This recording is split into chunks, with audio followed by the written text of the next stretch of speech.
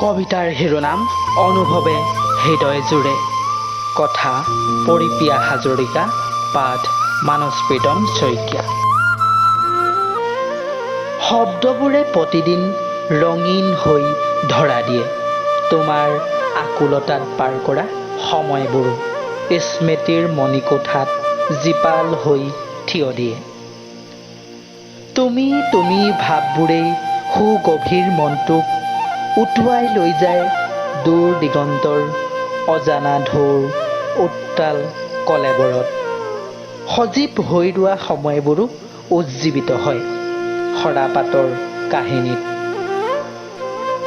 নিতৌ নতুন প্ৰভাতৰ সকিয়নিত প্ৰাণ পাই উঠা সেই সুন্দৰ মুহূৰ্তৰ সাক্ষী হৈ ৰয় হেঙুল বেলিটি।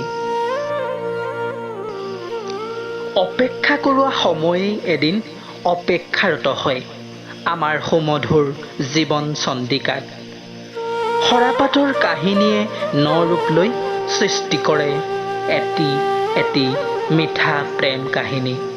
তোমাৰ মোৰ মৰমৰ আবেষ্টনীত প্ৰতিটো পল হৈ পৰে অভাৱবিহীন এক যুগমীয়া সুঁতি।